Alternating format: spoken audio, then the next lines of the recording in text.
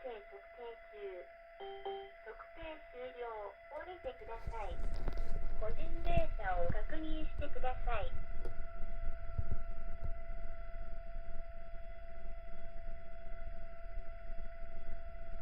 特定項目を手動で選びたい場合は、上下ボタンを押してください。